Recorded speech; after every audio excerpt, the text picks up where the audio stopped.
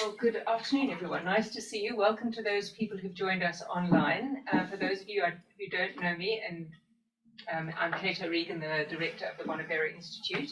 We're delighted today to welcome on what is rather an auspicious day, actually, Justice Owen Rogers, current judge of the South African Constitutional Court.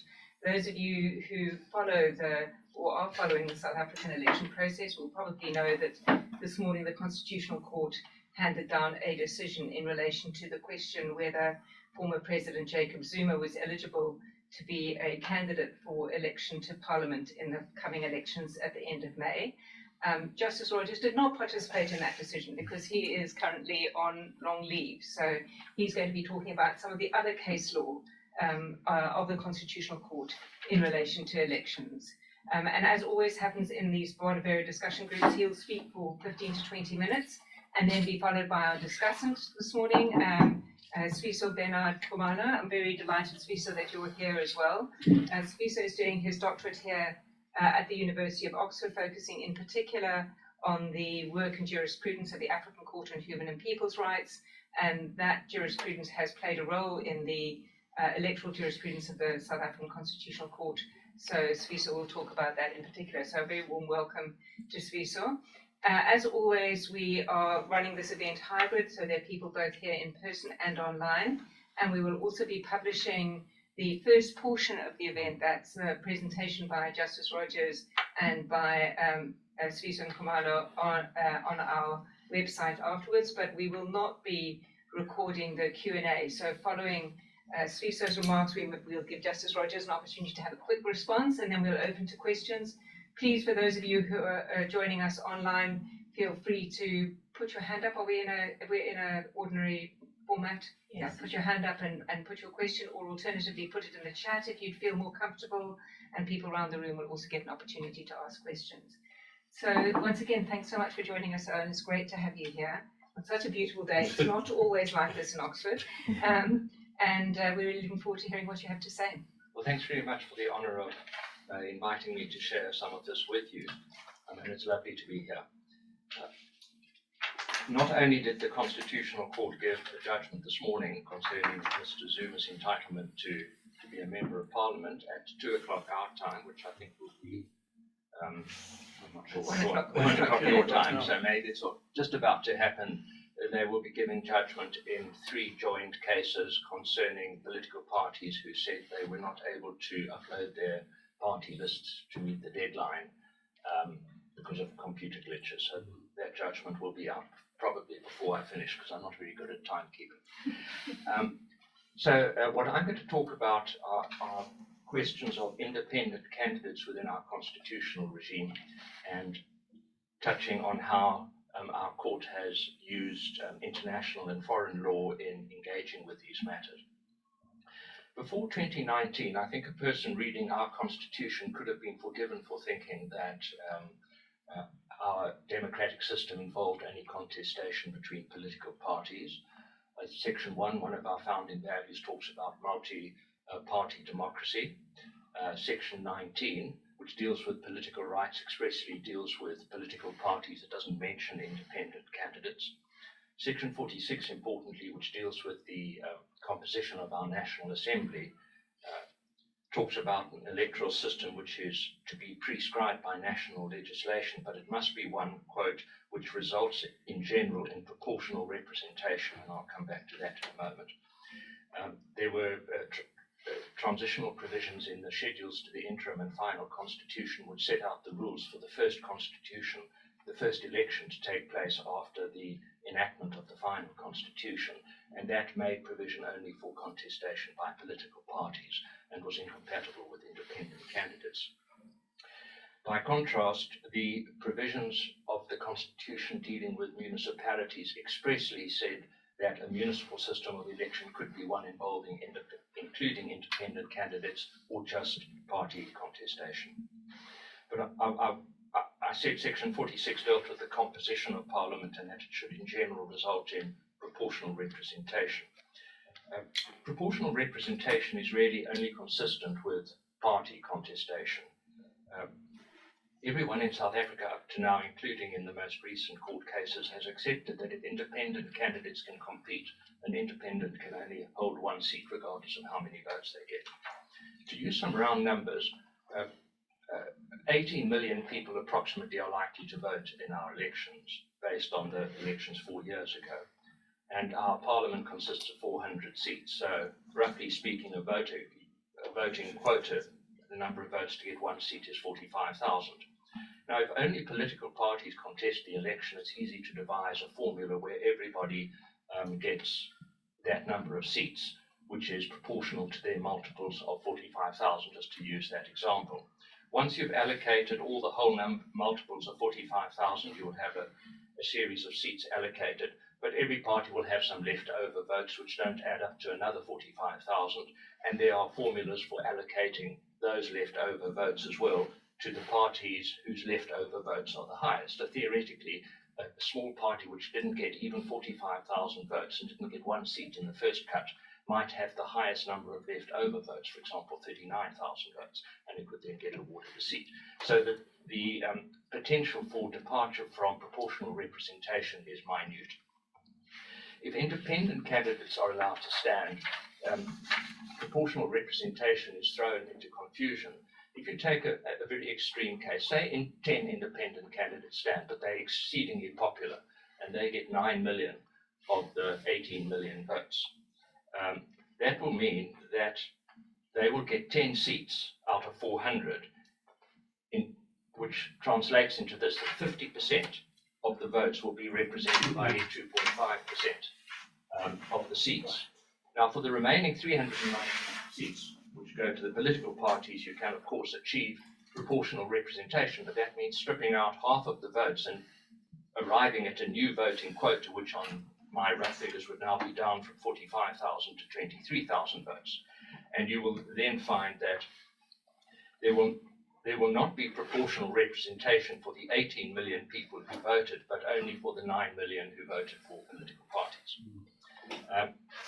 And our Electoral Act proceeded on this premise, only political parties, and all our elections prior to 2020, well, I can't remember when the last one was, but were based on only parties. But then a challenge was brought by people interested in independence, and that gave rise to the first of three judgments I'm going to mention, the New Nation judgment, which was heard in 2019, and I think the judgment was given in 2020. The court began its analysis in that case with the Bill of Rights, which is justifiable because the rest of the Constitution, or the Constitution, must be interpreted as a whole, and as far as possible, other provisions in the Constitution must be interpreted consistently with the Bill of Rights. So the court started with Section 19, which is one of the fundamental rights dealing with political rights, and the court noted that it conferred a right on citizens to make political choices. This was said to include certain matters, but the court said inclusion is not exhaustive. So even though independent candidates are not specifically included, they are not excluded.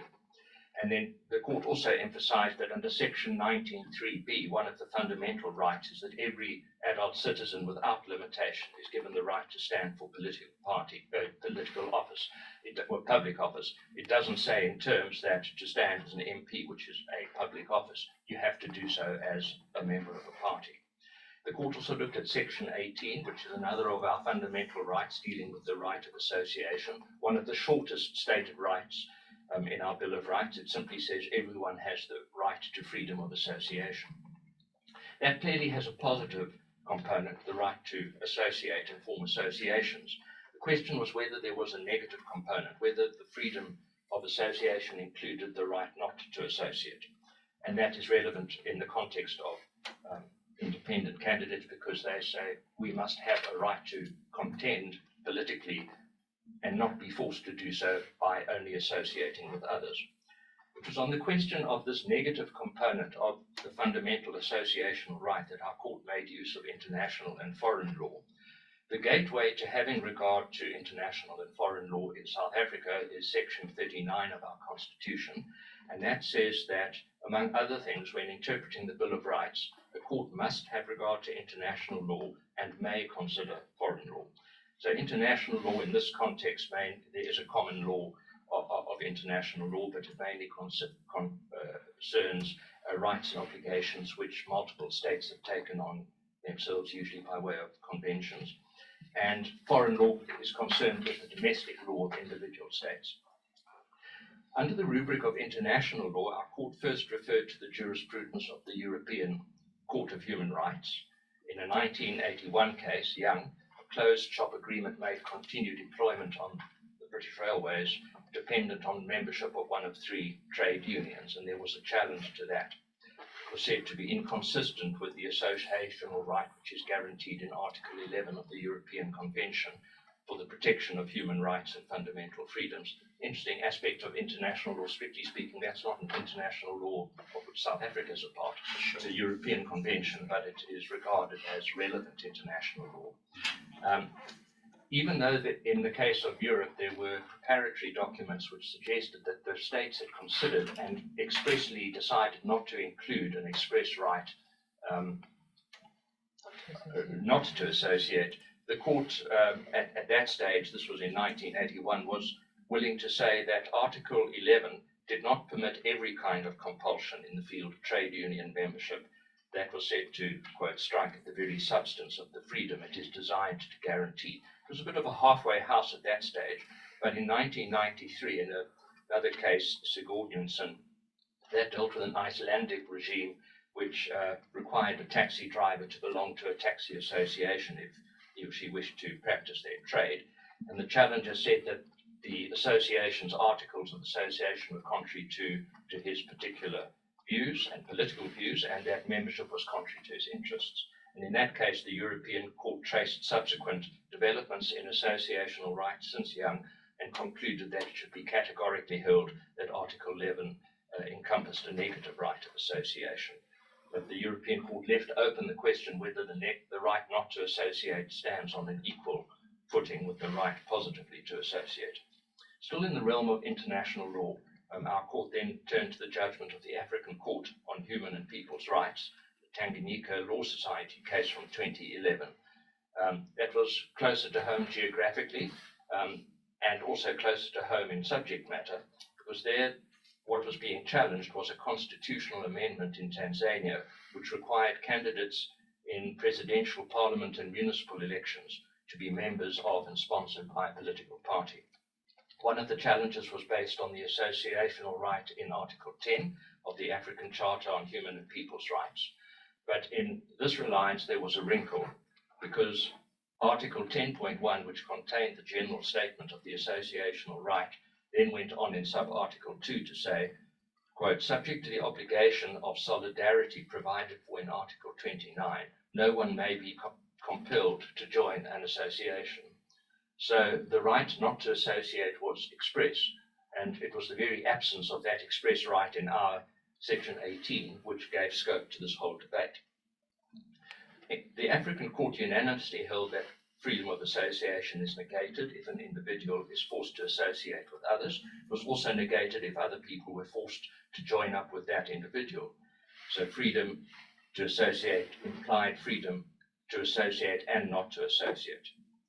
Coming back to our court's decision, the court said that the African Court judgment remained of relevance despite the express recognition in Article 10.2 of a right not to associate.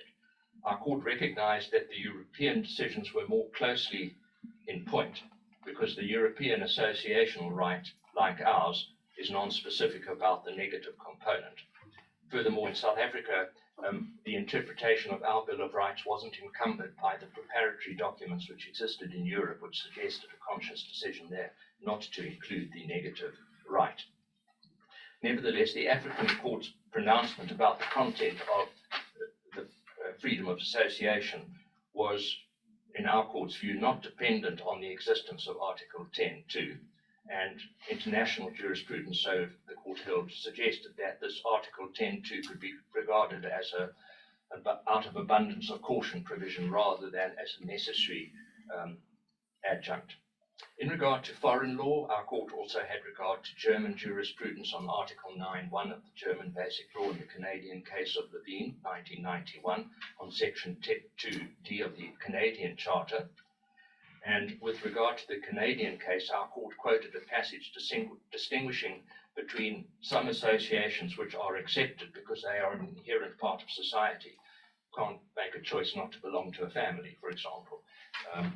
Or perhaps you can, and other types of associations. Our court also buttressed its conclusion with reference to freedom of belief and conscience and dignity, other fundamental rights, and all of this led to an interpretation that Article 19.3b, which was the fundamental political right, should not be interpreted in such a way as to exclude the right to stand for office as an independent. It was only after doing all of that that the court then looked at the other features in our constitution which might have pointed in the other direction. Specifically in regard to Section 46 and the necessity for proportional representation in the composition of the National Assembly, the court said, and I quote, "The idea of proportional representation is not inconsistent with independent candidate representation, and that the focus of Section 46 was not on who could contest, but on the result." I think, if I may say, because I wasn't on the court yet, that this is the weakest part of the judgment, because they have explained how the idea of proportional representation is not inconsistent. It is simply stated as a conclusion. The court also considered what light was shed on the problem by the provisions in our constitution dealing with municipal elections. And as I mentioned at the outset, our constitution in regard to municipal elections expressly states that the system for election may be one which includes independent parties or may be one which is confined to political parties. If this was contrary to the fundamental rights, particularly sections 18 and 19, why did the Constitution expressly say that the municipal system could be confined to political parties? The court explained this on the basis that in our constitutional negotiations, the negotiations dealing with local authorities were hived off and dealt with separately because they present particular difficulties in the light of apartheid spatial planning and development. The court didn't really explain how that justified this particular aspect on elections, but it brushed it aside on that basis. Essentially on that basis, the court found that the Electoral Act, which didn't allow independent candidates, violated the Bill of Rights and that it was not justified. Parliament was given, as is customary when we declare an act inconsistent, a period of time to remedy, and several extensions were granted, and eventually amendments came out in the first half of last year to allow for independent candidates. Just to understand a couple of those challenges, and I fear I may go a little bit over time, but you must just tell me if I must stop. I'm going to guillotine if I need. Prior to the recent amendments, the 400 seats in the National Assembly were divided into two halves, and this still remains the same. There are 200 regional seats which are allocated amongst our 9 provinces on the basis of the number of registered voters in each of those provinces. And the idea there is to ensure that Parliament always has a fair spread of the country's population. The other 200 seats are called compensatory seats, and they're compensatory because it is in the allocation of those 200 compensatory seats that one irons out the distortions in proportional representation, which can come about in allocating the 200 regional seats. The 200 regional seats can distort proportional representation because they are based on the number of voters registered in each province. But of course, proportional representation is based on how many people actually turn out to vote. And that's not something that can be known in advance of the election. So certain provinces at the regional stage may get disproportionate representation. And the way that voting worked, and anybody who's voted in South Africa in a previous election will know this, and I'm only talking about voting for the National Assembly, not for our provincial legislatures. You got one ballot paper, but your ballot was counted twice. If, as I would have done, I voted in Cape Town, my cross for my political party first went towards the 200 regional seats, and the same cross was a vote for the same party in the compensatory seats. The recent amendments have retained this basic structure, but have allowed independent candidates to contest, but only for the regional seats, because regional seats, unlike compensatory seats, are not directly concerned with proportional representation. The 200 compensatory seats remain reserved for political parties and are designed still to ensure that, at least as between political parties, there is proportional representation. As I say, overall now in the new system, there may well not be proportional representation because of the independent candidates. But because now we can vote for independent candidates, anybody who votes in this election will have 2 ballot papers for the National Assembly. There will be a ballot paper for the regional seats, and that will include the independent candidates and all the political parties contending there, and a separate ballot paper for the compensatory seats, which just has political parties on it. If you are not going to vote for an independent candidate, you can of course then just vote for a political party in each of your 2 ballot papers. So against that background, there were 2 challenges which we heard last year, and they came directly to the court because due to the fact that elections were going to be held in the window period which started in May this year, they needed to be dealt with urgently. The first case, the One Movement case, dealt with a signature eligibility requirement which was introduced among the amendments. This required that an independent candidate, in order to get onto the ballot paper, should have support by way of signatures from a number of voters, registered voters, amounting to 15% of the relevant voting quota to get elected. Roughly, based on 18 million votes, that would come to about 13,500 signatures. That would be your 15%. In practice, because it's based on the last election, depending on which province you were in, it came to about 10 to 14,000. And the challenge was this was an unfair and unconstitutional barrier to eligibility to contest. The court, I don't know what your instinctive reaction to that is. I was trying to think, if I wanted to stand for a vote, I think I'd battle to get 1,000 people. Not perhaps because I couldn't campaign eventually and get them to support me, but how would I get them in advance? Anyway, the court divided 5-4 on this question. The majority, I was with the majority on this one, found that this eligibility requirement was unconstitutional. Because Parliament wouldn't have time to remedy this in time for the elections which take place at the end of this month, we said as an interim arrangement that the threshold signature requirement was to be 1,000 signatures. That was based on the number of signatures you require under our law to be registered as a political party. And until recently, that was the only requirement for a political party to contest an election. The majority judgment focused on the alleged violation of the rights of independent candidates. It referred to the Universal Declaration of Human Rights and the International Covenant on Civil and Political Rights for the proposition that the vote, suffrage, association and candidacy are interrelated. The first question was whether this 15% signature requirement was a limitation of these interrelated rights, and specifically the right of independent candidates to stand for office. Of course, some regulation of elections is necessary if you are to have free and fair elections. You must have a credible voters' roll, and that may impose some requirements on people to have an ID document and so on.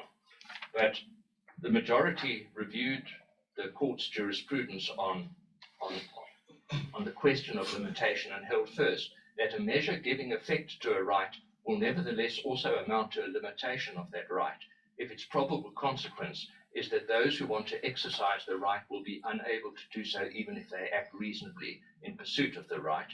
And secondly, the court said that a measure which goes beyond giving effect to a right and creates a barrier amounts per se to a limitation that calls for justification.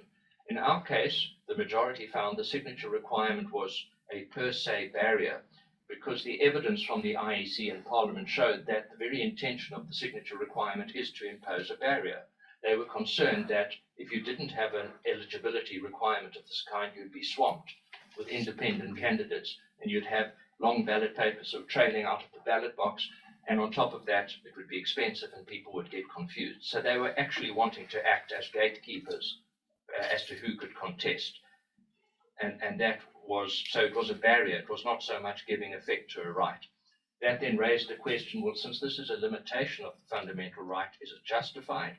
And the majority considered that there was simply no evidence for Parliament's assumption that in the absence of a threshold as high as 15%, there would be an increase in the number of frivolous and unmeritorious candidates. Until then, Parliament had always ruled that the legislation had always been satisfied in having only a requirement of 1,000 signatures for parties to be registered and therefore to be eligible to compete in the elections. There was also no basis for saying independents rather than political parties will act frivolously. The court then also did look at the position in foreign countries here, not so much under Section 39, but under Section 36 in the limitation exercise. One of the questions is whether the limitation is reasonable and justifiable in an open and democratic society based on human dignity, equality, and freedom. So the court looked at what other countries do to see what is regarded as acceptable in other democratic countries. And in that regard, the court dealt with Denmark, which the IEC had put up, but which we found was an inapposite example. We looked at Zimbabwe, Zambia, Botswana, and Namibia, which were countries closer to home with much lower thresholds. And then data was taken from the website of the Interparliamentary Union on threshold requirements in a number of other countries, which included Canada, Germany, India, and the UK. Also, we took into account the Venice Commission's 2010 report on electoral thresholds. And the Venice Commission had said, the right to stand for election may be subject to the support of a certain number of electors to exclude frivolous candidates, but the signature requirements are only acceptable if the number is sufficiently small. You're nearly done. I'm nearly done. All right. And I'll leave that. Yes, the other related case, the ICASA case, I won't go into the details, but it effectively amounted to a complaint by independent candidates that they had to get twice the amount of voter support to win a seat. And the logic of this was, of the complaint, or the assumption underlying it was that although both political parties and independent candidates would need to get, let us call it 90,000 as a round number, to win a seat, if a person voted only for a political party in both of the two ballots, you'd only need 45,000 supporters, but they would vote twice for you, whereas the independents had to get 90,000 people. The question is, can you make the assumption now that people will vote for the same party in both ballots? And that was an assumption we thought couldn't be verified. Thanks, sir. Okay. Very interesting and succinct, but nevertheless really helpful account of the decisions. Sophisa, over to you. Sure, thank you, Kate. I'll try my best to be quick, and thank you, Justice Rogers. Just as a preliminary point, where Justice Rogers was mentioning New Nation, I thought it was a little bit romantic because I was a clerk at the time, and we had an urgent application that came in about 15 days before the election itself. And unfortunately, as you know, with clerks, you need to do all the groundwork, sending out papers, doing all these things. It was absolutely one of the worst times of my life. At the time, I think I might have neglected to see my mom for a couple of days, which isn't a great thing. But nonetheless, going back to what actually happened. So I think Justice Rogers said that the Section 46 analysis was the weakest point of the judgment. I would beg to differ and say that the majority judgment was absolutely wrong. But that's a conversation for another day. And I think at the beginning it said someone would be forgiven if they read in 2019 or pre-2019, if they read the Constitution, they would be forgiven for thinking that independent candidates would not run. I would still read it and say that they should not be able to run, at least constitutionally. And I think Justice Furneman's dissent in that particular instance said this is a discretion that is afforded to Parliament would probably be the best sort of outcome. And that would sort of avoid this sort of contrived reading that I would say of the Constitution that the majority sort of got into.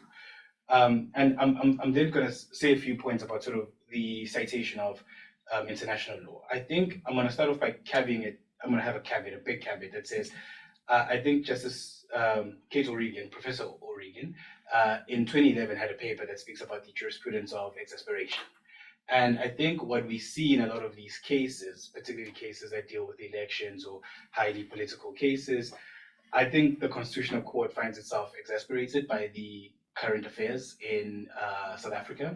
And therefore, I think it abandons, in many, many ways, a textual analysis, a reasoned outcome, and it sort of goes for an outcome-based reasoning. And one way that it supports its outcome is that it then sort of says, well, we can't find an answer in the Constitution, therefore we will seek it in international law. And I think in seeking it in international law, it does something quite naughty. It cherry picks which decisions are applicable and which decisions would find favor with it. I don't think there's a sort of principled or disciplined method in which they choose comparators and how they sort of delineate what is a country of good comparable standards. So in the elections, in the One Movement case, they sort of look at Zimbabwe, they look at Zambia, which I don't think are necessarily comparators in as much as they are close to where we are. There's, for instance, they neglect to discuss cases like Kenya, not cases like Kenya, but countries like Kenya. And I accept that perhaps one of the reasons why Justice Colopin in that decision decided to look at these several countries was because he was guided by this requirement of independent candidates. And so that was what perhaps he used, that these countries are countries that allow for independent candidates. But I don't think that is a very sort of clearly made assumption. And I think by me sort of being very critical, it's not to say that I think international law is irrelevant or foreign law is irrelevant. I think it is the court's best friend. I think it's a seasoned sort of best friend that you can learn from and build with. But I do think that there comes a time where the use of international law and foreign law becomes a little bit weak if there is no basis for doing that, or there's actually no sort of principled normative reason that has been given to us prior that then sort of explains why these choices are made. One of the things that I think I found as a scholar that's concerned with sort of African constitutionalism, if there was ever such a thing, I suppose, is that I think that there's a huge ignorance, if I may call it that, of African jurisprudence. So you don't see a lot of cases citing Kenya, you don't see a lot of cases citing Nigeria, Benin, and I suppose Benin maybe is a different case because of the language barrier with them sort of using French as their primary mode. But what you will see a lot of is the European sort of courts. You'll see a lot about Canada, Germany, and I wonder if perhaps we sort of push away the ideas of comparators only to then have this sort of northern gaze towards what we think are progressive jurisdictions without looking close to home. And even with the citation of the African court in the new nation movement decision, the court explicitly recognizes that Article 10, I think it's paragraph 2, sort of has this explicit mentioning that says you cannot force people to associate. But then the court says it's still a good comparator, despite the fact that there's no such language here. And I think at the time, there was an argument made by, I think it was Stephen Budlander, who was representing the IEC, who said, well, this actually shows you that if Parliament or anyone wanted to have that wording there, they could have simply done it. It wouldn't have taken a lot of work because they had examples before that. So in fact, the fact that it's not explicitly listed, it should be it should point to the fact that perhaps you should not read it in and rather leave it to Parliament and leave Parliament to have this discretion. So what I think we find is the Constitutional Court occasionally sort of strawmanning arguments and then using sort of international law to justify what I would say is this very thin reasoning in these particular cases. And I conclude by saying that the reason why I think this is thin reasoning is because of this sort of jurisprudence of exasperation that we've seen in the last sort of 10, maybe 15 years, with maybe the main culprit being a case that wasn't mentioned, but I think is a perfect example of this is the Cleonister 2 decision, where the court basically says, well, there's nothing in the Constitution that sort of says there is this kind of duty, and they make some very odd reasoning about Section 7 or Section 8, saying that in order for these rights to be enforced, you need to have a independent watchdog, and then they go to international law to sort of back that up.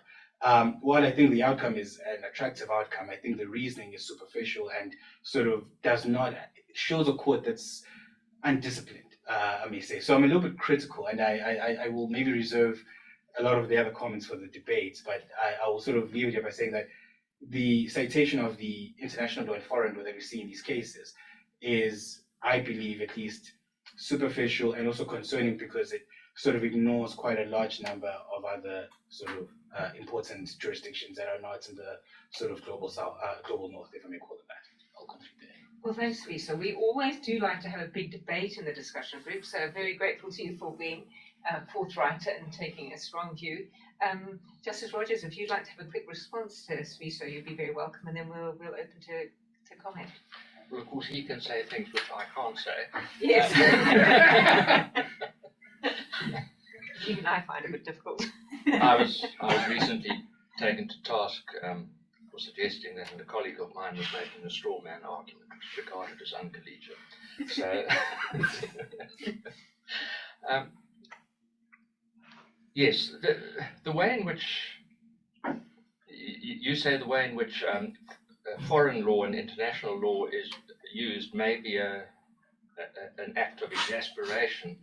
One may say that the way all law is used by judges is finding what you want to support an intuitive view that you have at the outset. And you could even say, with reference to your domestic authorities, well, you know, you relied heavily on those cases and sideline cases which aren't so helpful. There are time limits to. One of the difficulties with any form of foreign law is to make sure you are properly acquainted with its context and with its limitation, and we just aren't trained in those systems, and time probably doesn't allow for us to research as extensively as we should. Justices, of course, often rely on clerks for some of that research. I must say, at least in the couple of years I've been at the Constitutional Court, there has been no desire to exclude or not to look at foreign and international law that is sourced in Africa itself. Obviously, language barriers play some part in what we can look at, but there may also be limitations on what judgments exist. Certainly, although I ask my clerks to do a lot of research, I do a lot of my own research myself. I like to make sure that nothing has been missed. And it depends on the ease with which you can search. There is if you go on the equivalent of Bailey and Ousley, we have SAFLI for South Africa, but you can also research many of the other African countries. Some of those databases aren't kept as up to date as they should be, and when one does searches, one doesn't necessarily find useful authority. So it may, if there's a tendency, or if it sometimes appears that we are top heavy in our reliance on Europe and Canada in particular, not so much Australia and England, which don't have the same experience with the Bill of Rights, it's because they have a longer tradition and perhaps a more easily searchable tradition. Although, of course, even when it comes to Europe, we by and large exclude the domestic laws of most European countries because, unless we have a convenient textbook that summarizes their effect, because they're in Spanish or German or some other country. It's only the supranational courts like the European Court of Justice where you can understand them. But yes, I said that aspect was the weakest point of the One Nation movement. Perhaps you would have preferred to say it was simply wrong. It was not merely weak. Yes. I think that was your point. That is one point of view. Yes, I will leave it there, but perhaps people want to debate. Great. Well, thanks very much. I mean, I think both of you really do target the difficulties of comparative law, and of course, the South African Constitution is unusual still as being one of the few that specifically says courts may look at it, but both the array of it, the difficulty of accessing it, and I will say even when I was on the court from 1994 to 2009, there was a lot of enthusiasm for looking at Africa judgments, but they weren't very available. We now have the Kenya Law Project, which makes Kenyan materials available, and I think it's a really rich source of jurisprudence, but it remains challenging, I think, to find jurisprudence in other parts of Africa still, which is a great pity. There are lots of things I could say here, but I'm actually going to try and play my role as chair properly. And I see Ruby's got his hand up. People online, if you'd like to comment or ask questions, please do use the raise hand button so that I will see you.